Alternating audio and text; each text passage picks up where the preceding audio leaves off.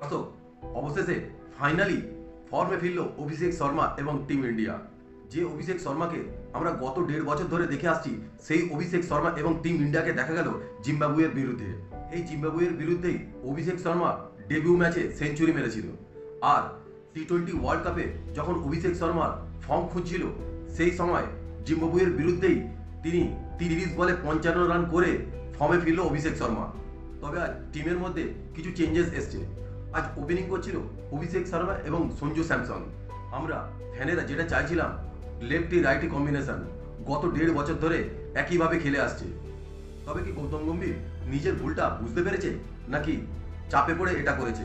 Sanju Samson 24, ঈশান কিষান 38, সূর্যকুমার যাদব 33, হার্দিক পান্ডিয়া 50 এবং তিলক বর্মা 44।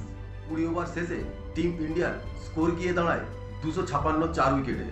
দর্শক, কি বলবেন টিম ইন্ডিয়ার এইরকম পারফরমেন্স নিয়ে? আমরা তো এটাই দেখতে চেয়েছিলাম, আমরা তো এটাই দেখে আসছি গত 1.5 বছর ধরে। কি বলবেন দর্শক, জিম্বাবুয়ে কি আজ 257 টার্গেট কমপ্লিট করতে পারবে? আমার তো মনে হয় না। জিম্বাবুয়ে 100-এর বেশি রানে হারবে। কি মনে হয় দর্শক?